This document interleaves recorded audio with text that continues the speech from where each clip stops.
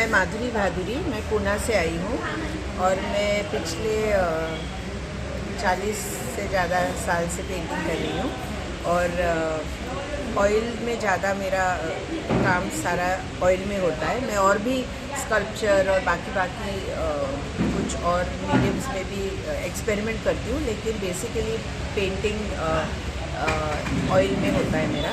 40-45 साल में ऑयल में कर रही हूँ। मेरा 100 से ज़्यादा ग्रुप शोज़ हुआ है, 40-45-50 से ज़्यादा सोलो शोज़ हुए हैं, पूरे ग्लोबली किया है और काफ़ी वर्कशॉप्स कैंप्स ये सब चलते। जमशेदपुर में अभी पहली बार जब आई थी तो 2012 में आई थी और तब से मुझे अच्छा लगता है यहाँ आके। माहौल भी अच्छा है, ओपन होता है और टाटा से मेरा बहुत पुराना रिश्ता बोल सकते हैं, क्योंकि मेरे पहले शो से ही जमशेद जी भाभा बॉम्बे में उन्होंने मेरा पहला पेंटिंग जो दिया था पहले जहांगीर वाले शो में, वो रूसी मोदी आपके जो chairman managing director Tata steel के थे उनके लिए लिया था। सो तब से मेरा काफ़ी टाटाज में कलेक्शन भी है। उन्होंने अप्रिशिएट भी किया है, काफ़ी सपोर्ट भी किया है। टाटा एंटरप्राइजेज़ वो कॉर्पोरेट कैलेंडर के ऊपर भी 3-4 बार मेरा पेंटिंग्स बड़े बड़े आर्टिस्ट के साथ डाले थे। तो इधर आके मुझे थोड़ा और सेंटिमेंटल कनेक्शन भी है शायद।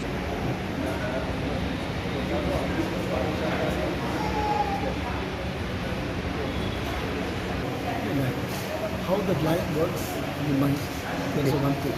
Second, I connect the light and line. Line is not the line, it's the life. It starts and ends somewhere between. But within that, a lot of emotions are there. And the life always carries an emotion. And also it carries an action. These both the things are always, you can find that works based on action and emotion. But this one is, you can find out, I put the title also visibly. You can see origin still a mystery. That means a spiral to some, the origin what I'm talking about is a universal space. So a mystery. I want to bring that experience in my work. That experience and that kind of expression I want to bring. Since how many years are you doing this? Huh? Since how many years? Almost 1982 onwards, I am becoming a professional artist. After 1982. Before 82, I was in the studies actually. Studies. I was in up to 76 onwards, I'm in the field. I studied, I went to college by 74, came up by 74. Then post graduation. I studied 6 years. You are from? Chennai. His name repeat. My name is Paraniyappan. I am from Chennai.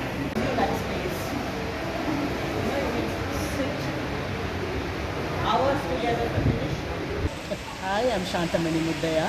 I'm from Bangalore. I'm a sculptor.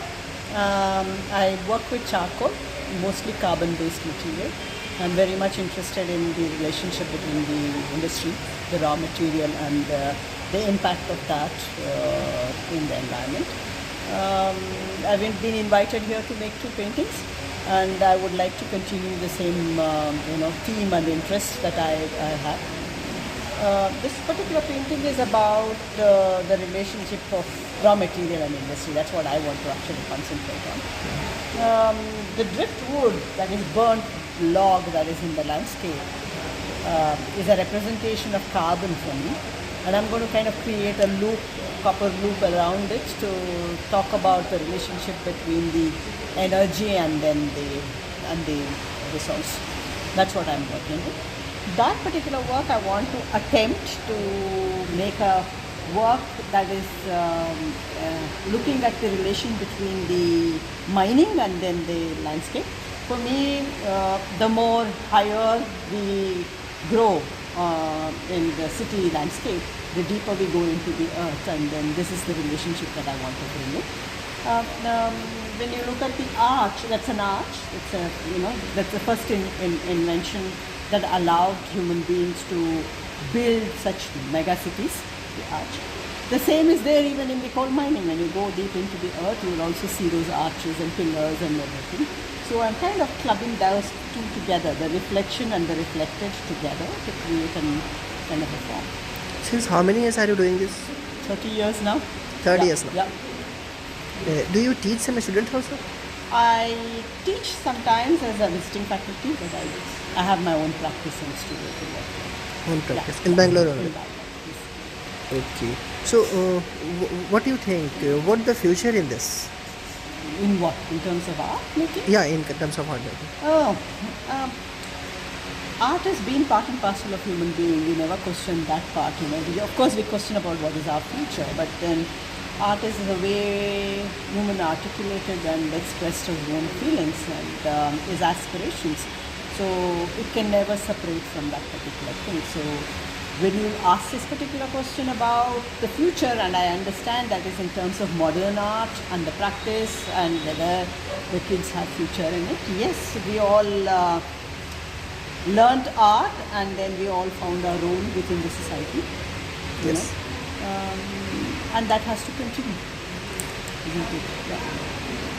So, if someone wants to make career in this, what's your opinion? There's a big possibility in a sense. The conflict probably in Indian society is that we don't understand modern art. Modern art is nothing but an effort to make a visual expression of what we are experiencing in our society. So it's about really asking the kind of role that it can play, and young kids who are getting into art schools really need to tap that. There is a particular role to play as an artist, because your work is what it's lending, like the way your photograph is lending into media to communicate something. Yes. Like the way I also believe my images and my sculptures are lending itself as an expression to that particular time. So it's very important that that practice is existing. Of course, technologically we are producing some images out of like cameras and video cameras and things like that. But there is also something that's very basic and innate that is part and parcel of human body and expression. So it needs to continue. So kids have great opportunity to play that role in the future.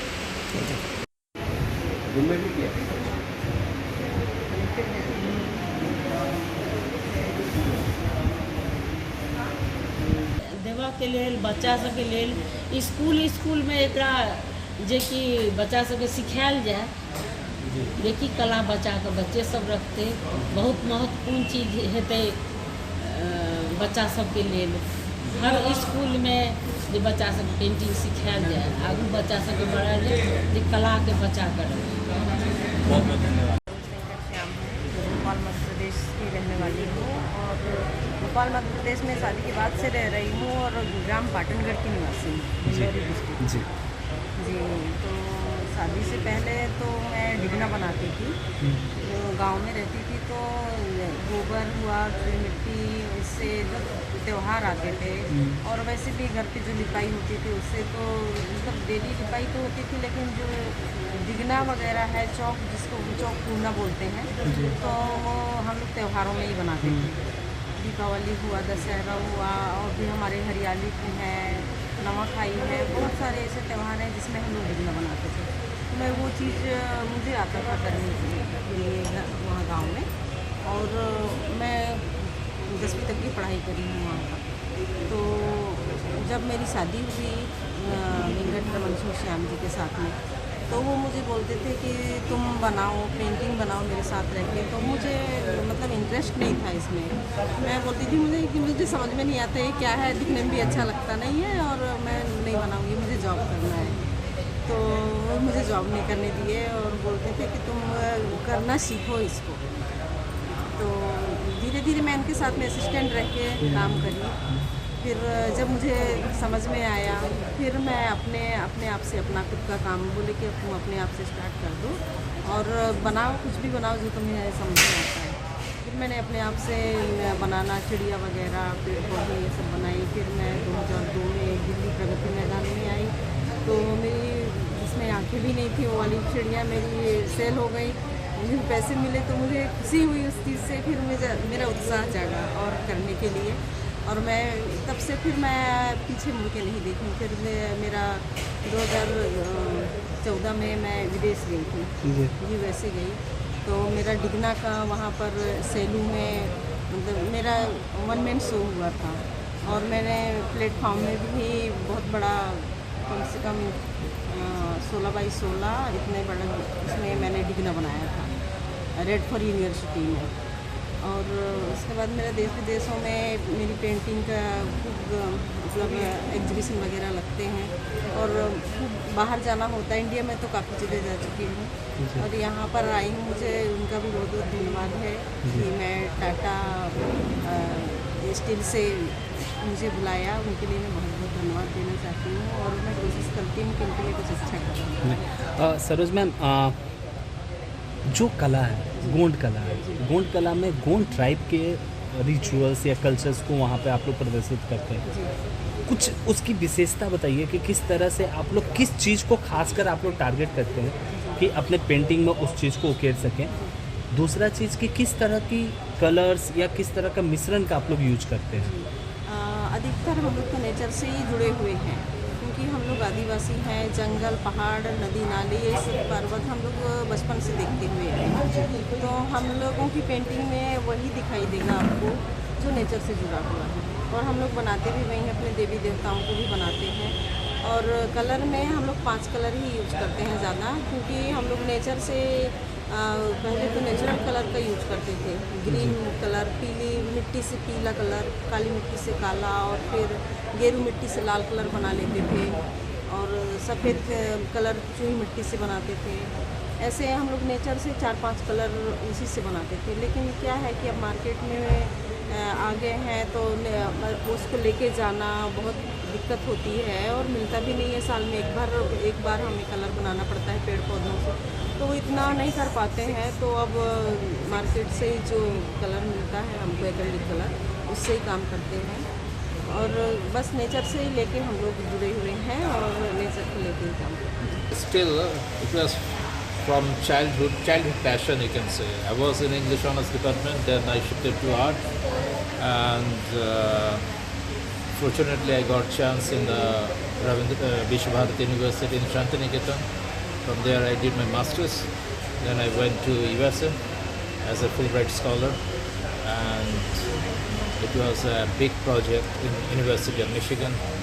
I then traveled whole Europe and the US and these and that. So like that it gradually developed my abstraction and all this stuff. So like this, how I proceed. Sir, your painting खासकर ये जो acrylic painting, how it is different from others painting? I don't know whether they are doing in a different media, but most of the people these days are doing acrylic painting. The reason is acrylic is a very fast dry, while painting grows fungus. Okay. Especially in the Calcutta or the city where there's more rain. Jamshedpur I think is a dry city, so better. So that's why we left all the oil painting, and now we are doing the acrylic. Acrylic is very fast. It's a very modern painting. A modern technique, modern colors you can say, and oil is a very old one. So these are the things. Okay sir, which type of materials आप लोग use करते हैं? ये जो है हमारा तो mix media होता है। Acrylic main colour acrylic, so I use lot of things like paper and also plastics, lot of things. But in the camp, I generally do, normal surface painting. That's canvas, a little bit paper or newspaper, this kind of things. You can say it's a mixed media, but the main color is acrylic. Okay sir, painting से Yes. आप अपने painting में किस तरह का reflection देखते हैं या शो करना चाहते हैं?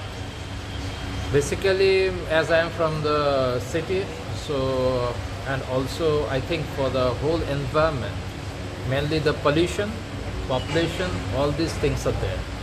So whenever this urban pollution is increasing, so we are in a age of the it's a very bad situation अभी environment का हो गया. तो इसीलिए I try to aware people about the bad effect of the pollution.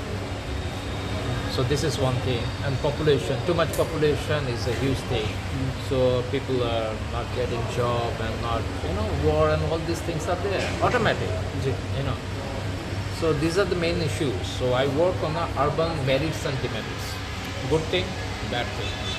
Basically in urban problems and all these things. Sir आपने USA, European culture हर और Indian culture सभी culture को बहुत नज़दीकी से देखा है। क्या डिफरेंसेज है आर्ट को लेकर इंडियन कल्चर और यूरोपियन कल्चर और अमेरिकन कल्चर में? Art में all over the artist, if you ask me honestly speaking, there is not such difference. People are all emotional.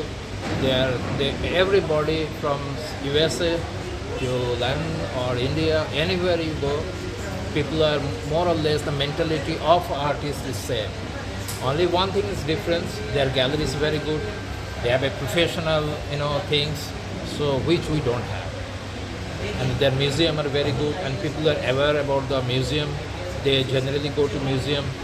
Here, if you ask any normal people about the painting, they will say no. They love normal calendar or the poster, this kind of thing, or the landscape, scenery, beautiful things. But those things have gone totally. Those are the Renaissance period, the artists like the Rembrandt or the Rubens, Michelangelo, Leonardo, these people all made it. So realism is fine.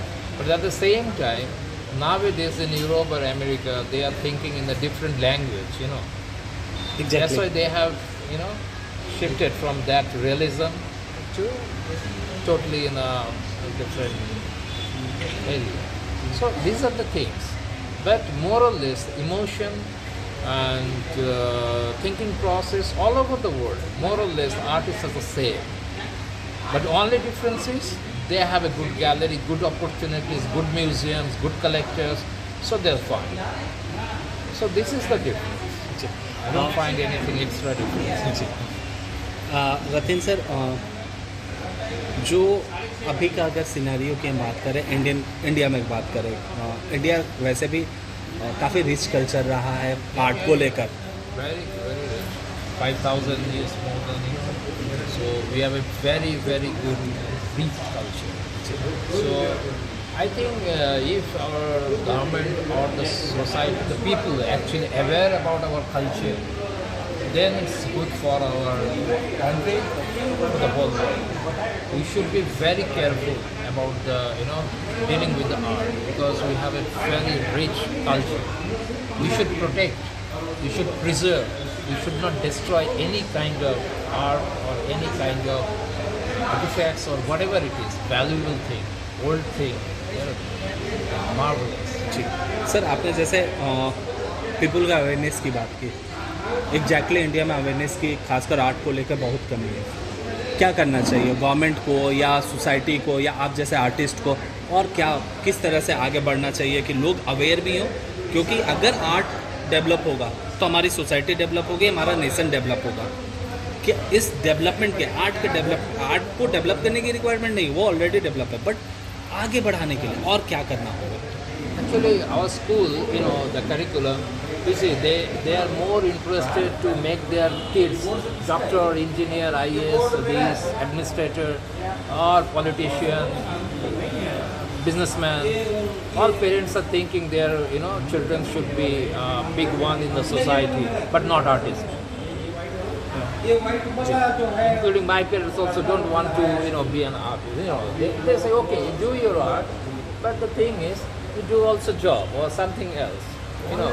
So you have to aware the society, people, parents, make their children, if any children want to do art, encourage them.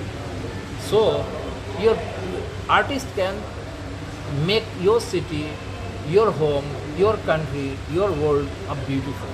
That's a very important thing. So you have to understand art is a very important thing, and if you make your start from your home, if someone close to your relative, your son, daughter, whosoever want to do art, encourage them. This is the main thing. So slowly, maybe 100 years after or maybe 50 years after, people will be thinking, no, art has a good good thing, as like a good profession, like the other profession. So you slowly encourage. You should encourage. It should start from your home only. This is the bottom line, and the government should come forward to help the artist to interact with the or exchange program with the international artists, so that Indian people can see the international artwork, valuable things. I mean, valuable in the sense of important artwork. So they will get more inspiration. Every artist should visit and travel to Europe and US to see the art, not to travel to buy things in the shopping mall, from the shopping mall. That's not the idea. Idea should be you should go to MoMA or Whitney or the Louvre Museum to see the famous art pieces. So it will make you happy and it will inspire you to make your art more bright. That's the thing. And we cannot do it alone. Government or your society should come forward, encourage you, so the talent will grow slowly, and one day it will be nice. Even if for a simple thing, if you want to make your home a beautiful color, then you ask someone, okay, and he will make a color, but that color is not good. If you ask artist, he will do a good color for you. So you need an artist to choose that. Remember, in that home you are staying day and night. So you need a good color, good advice from an artist. Make your house beautiful by the help of artists, and make your city beautiful, make your world beautiful by the help of artists. This is the bottom line. That's it. Thank you sir, thanks a lot. देखिए, मैं वैसे मध्य प्रदेश से belong करता हूँ, और मध्य प्रदेश में कला के लिए मतलब बहुत उसका नाम है। फोक आर्ट से लेकर के वहाँ कंटेम्प्रेरी तक के बहुत मशहूर हुए हैं कलाकार। रजा साहब जहाँ से बिलोंग करते हैं, सैयद हैदर रजा, मैं वहीं पला बढ़ा हूँ। मेरी मतलब परवरिश वहीं हुई है। उसके बाद मैं भोपाल में रह रहा हूँ पहले साल। अगर पेंटिंग की बात करें या ड्राइंग की बात करें तो मेरे चाचा जी जनगण सिंह शाह गोंड, अभी ये गोंड आर्ट कहलाता है। इसके पहले इसको विविध कला या भित्ति चित्र या गोंड पेंटिंग, मतलब अलग अलग नाम से इसको जाना जाता है। लेकिन पिछले 10 सालों में अभी ये गोंड के नाम से जाना जाता है। वो इसलिए क्योंकि लोग पूछते थे आप कौन सी कम्युनिटी से हो, गोंड ट्राइब की वजह से। हाँ, इस वजह से गोंड कहलाता है। अदरवाइज़ ये भित्ति चित्र है, दीवारों पर किया जाने वाला, और ये मैं समझता हूँ 25,000 साल से भी ज़्यादा पुरानी है। सर, गोंड आर्ट के बारे में हम लोगों ने बहुत सुना है, भित्ति चित्र के बारे में। किस तरह की सामग्री आप लोग इस्तेमाल करते हैं इस आर्ट को बनाने के लिए? देखिए, पहले तो क्या था कि जो नेचुरल कलर्स हैं, है ना, उसमें येलो है, ब्राउन है, ब्लैक है, वाइट है, ग्रीन, ये ऐसे 5 जो बेसिक कलर हैं वही यूज होते थे, क्योंकि वो क्ले कलर्स हैं और कुछ वेजिटेबल कलर्स हैं जी, और कुछ ट्री के कलर्स हैं, ठीक है। तो वो हम लोग यूज़ करते थे।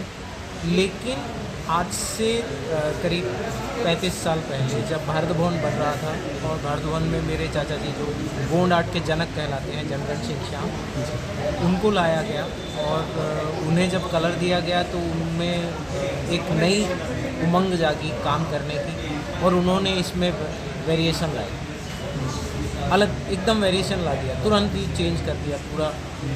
जो लाइन ड्राइंग होता था, मिनिमम कलर्स होते थे, उनको उन्होंने मल्टी कलर के साथ पेश किया। दूसरा, जो हमारे यहाँ जिसको हम माइथोलॉजी के रूप में जानते हैं, तो माइथोलॉजी से संबंध ये कि हमारा जन्म कैसे हुआ है, ये सृष्टि कैसे जन्म ली है, और हम लोग कैसे इस संसार में रह रहे हैं, क्या ये मतलब ये कहानियाँ, बहुत छोटी छोटी कहानियाँ हैं। उसके अलावा हमारे यहाँ जो किंगडम्स रहे गोंडों के, तो उनकी कहानियाँ, तो उनको पेंट करना स्टार्ट किया। मतलब गोंड आर्ट ऐसे स्टार्ट वो तो था ही, क्योंकि वो अपने डेली लाइफ को पेंट करते थे, कुछ अपने जीवन की जो भी घटनाएं होती थी दे पेंट ऑन द वॉल। लेकिन वो अपने कल्चर को भी, गोंड के कल्चर को भी इसमें रिप्रेजेंट किया जाता है। बिल्कुल।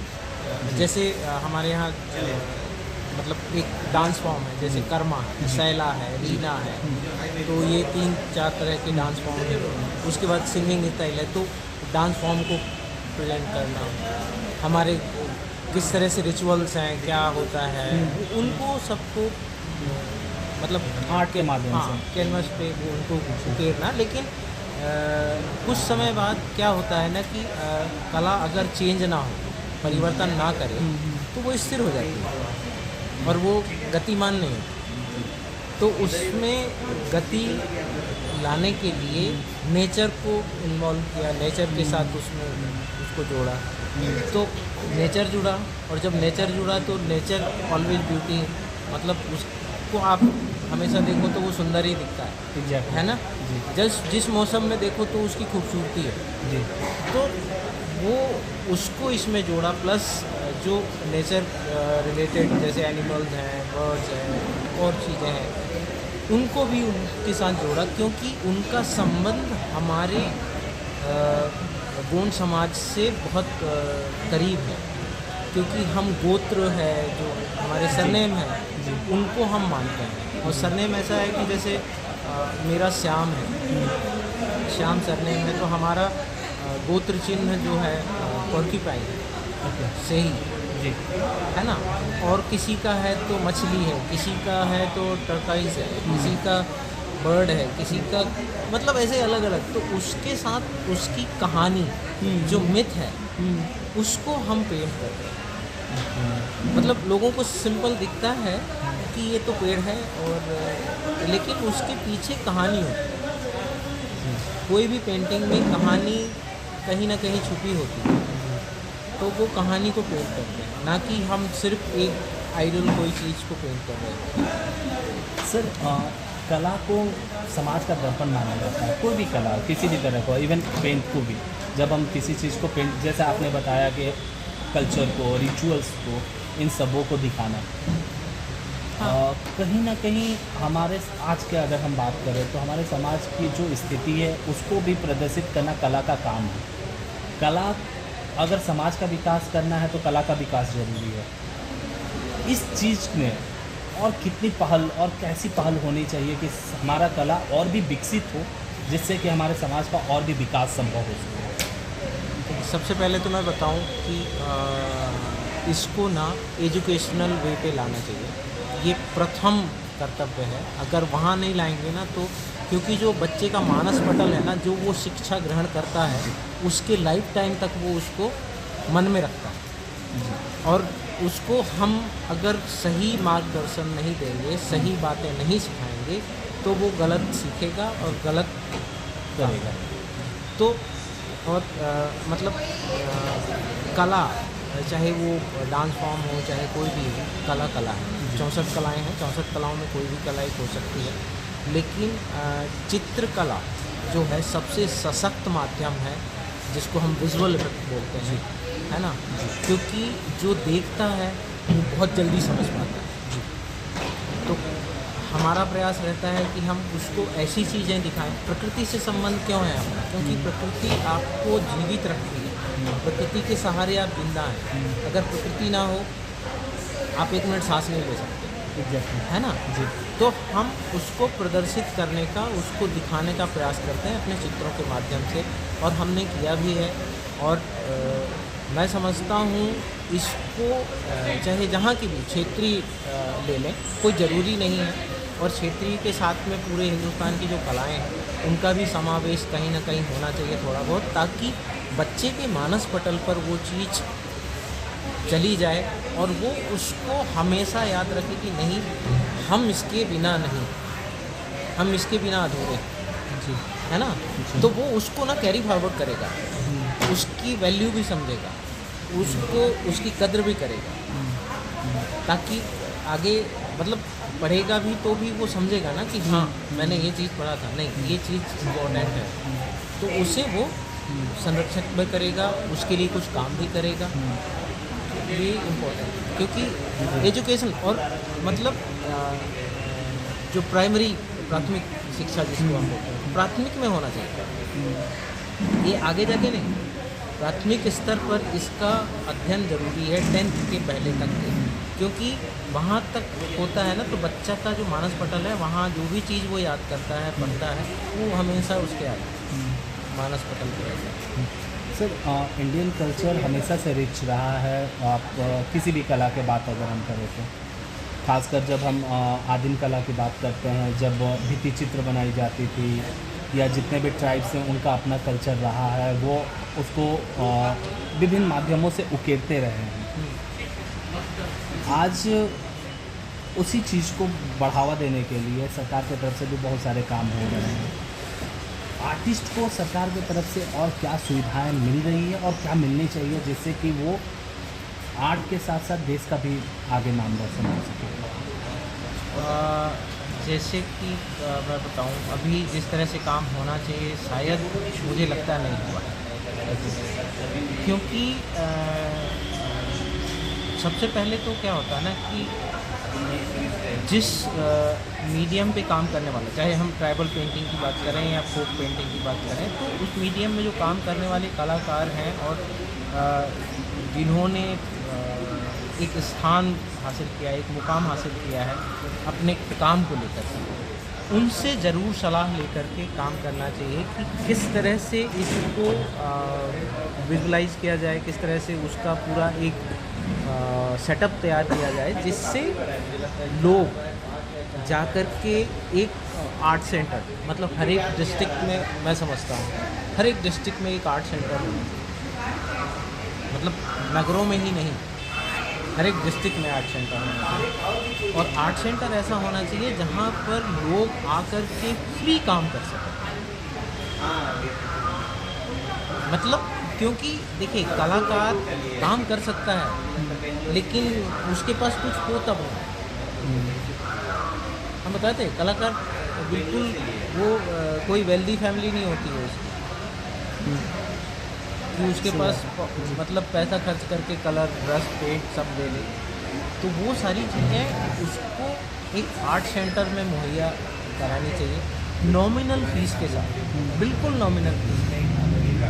जैसे भारत भवन एक कल्चर सेंटर है, आर्ट कल्चर सेंटर, वहाँ पर बिल्कुल कम फीस के साथ में वहाँ सेरेमिक और पेंटिंग, ग्राफिक सब वहाँ करने का साधन है, लेकिन वहाँ पर भी अब वो साधन नहीं उपलब्ध हो रहा है। तो मेरा ऐसा मानना है कि हर एक शहर में, हर एक डिस्ट्रिक्ट में एक आर्ट सेंटर होना चाहिए। और दूसरी बात, जो जिन्होंने कुछ मुकाम हासिल किया है, जिन्होंने अपना एक स्थान बनाया है, उनको उस जगह ला कर के एक 1 वीक का या ऐसे उनके साथ इंटरेक्शन होना चाहिए, वर्कशॉप होना चाहिए, ताकि जो बिगनर्स हैं, क्योंकि उनको आइडिया नहीं होता कि हम क्या करें क्या ना करें। अभी जैसे यही है, वो बच्चा पूछ रहा था कि हम सर ऐसा क्या सेलेक्ट करें जिससे हम आगे काम कर सकें, तो मैंने कहा अभी आपको प्रैक्टिस करना है, सिर्फ प्रैक्टिस करना है। तो एकदम से कोई भी चीज़ आप टॉप में नहीं जा सकते, है ना। तो आपको क्लाइंबिंग करना है तो धीरे धीरे आप चढ़ोगे ना, हो सकता है फिसलोगे, हो सकता है पकड़ने के लिए ना हो, साधारण नहीं है, आसान नहीं है। तो मेरा कहने का ये कि उसको बताने के लिए अलग अलग जगह से, अलग अलग स्टेट से लोगों को, जो सीनियर हैं, जो अच्छे जानकार हैं, उनको बुला करके वर्कशॉप कंडक्ट करना चाहिए, ताकि जो लोग कुछ करना चाहते हैं, जो बच्चे कुछ करना चाहते हैं, उनमें जुनून होता है, लेकिन वो जुनून ख़त्म तब हो जाता है जब उसके पॉकेट में वो चीज़ नहीं होती है, कि वो कुछ कर नहीं पाता है और वहीं का वहीं धरा रह जाता है। बाद में वो बेचारा मजदूरी करता है या लेबर का काम। बहुत बहुत धन्यवाद सर।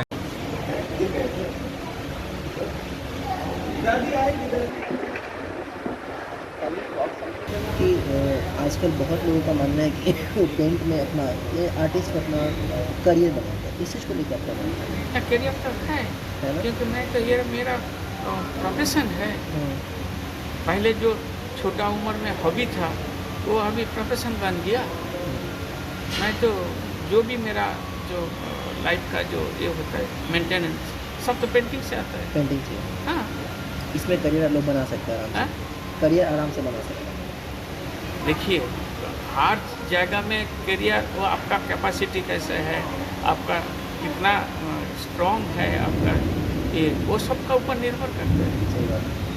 तो जहाँ भी सिर्फ पेंटिंग छोड़ के जो भी प्रोफेशन में आप जाएंगे, डांस हो, ड्रामा हो, सिंगिंग हो, ये सब जगह में आपका तो डेडिकेशन कैसा है उसका ऊपर डिपेंड करता है। उसका बाद किसका साथ आप ये में आपका गुरु कैसे हैं, आप कौन सा महल से कौन सा फैमिली से आता है, उसका ऊपर बहुत कुछ डिपेंड करता है। ऐसा नहीं जो हम कॉलेज से पास कर लिया और मैं पेंटिंग करता हूँ बोल के हम फेमस बन जाएगा, ऐसा नहीं है, ऐसा नहीं है। ठीक, थैंक यू। ओके।